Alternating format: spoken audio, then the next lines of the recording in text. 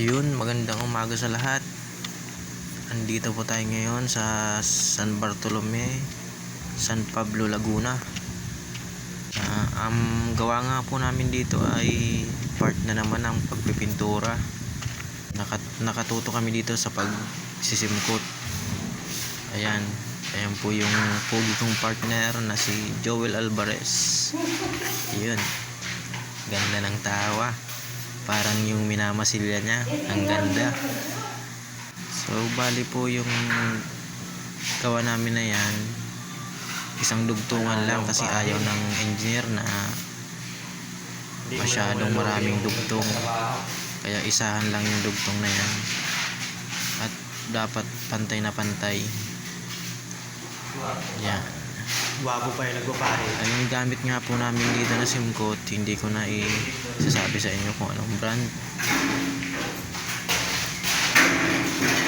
Ano ko lang po yung tamang pagpahid ng simcoat at mabilis siya na paraan na pagpahid. Ayan. Bali po ang labanan po namin dito ay pakyawan kami dyan. So panalo naman kami.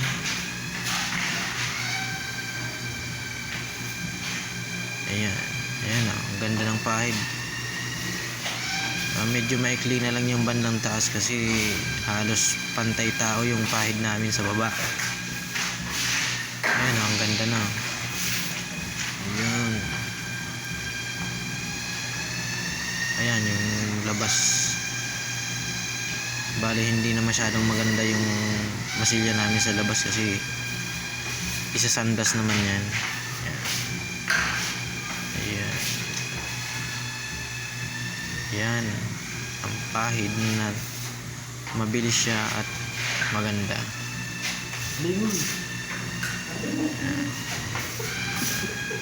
Ganda ng tawa, parang yung minamasilya niya. Magandang pakamasilya.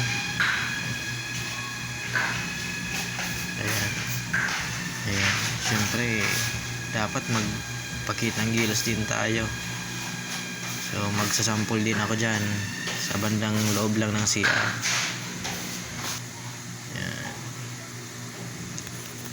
Ayan, pasensya na kayo kasi nakaubad pa ako. Sobra kasing init sa loob. Ay talaga.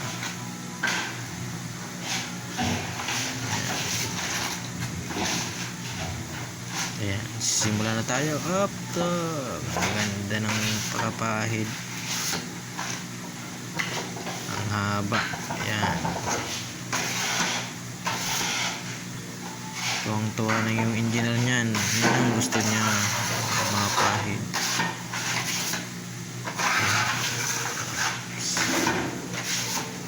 Madali lang siya ipahid. Yan. Hindi yung paulit-ulit na pahid. Isang daanan lang. Ganyan po yung tamang pagpahid ng simcoat.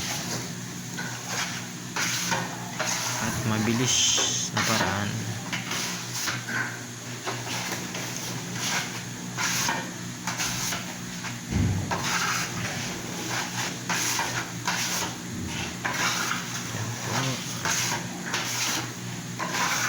Pag-aralan nyo lang mabuti kung paano yung galaw ng kamay para kahit kayo na lang po yung magpahid, hindi na kayo magbabayad sa taga simcoat. Ayan, madali lang.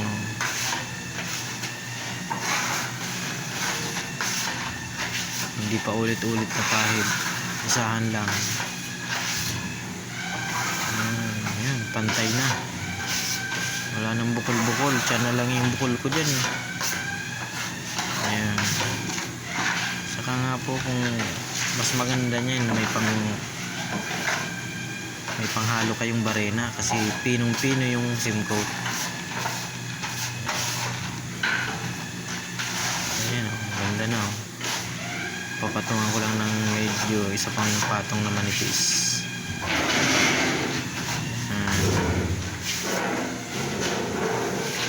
So kung gusto niyo pong sumubok pumahid, ganyan po yung gawin niyo.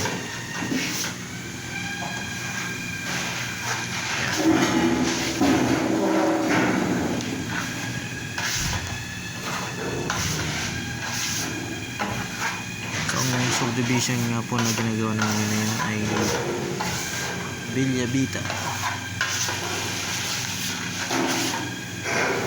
Halos lahat ng gawa dyan pinapatrabaho, pakyawan. Kaya laking tulong din sa mga trabahador. Ayan. Ayan yung partner kong pogi. Ayan. Sipag magmasilya. Ayan.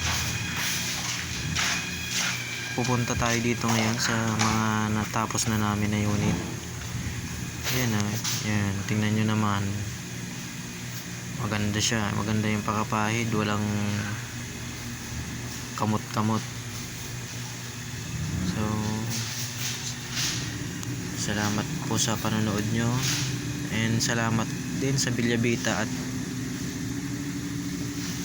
natulungan kaming magkaroon ng gantong mga pakyaw na unit. Salamat po.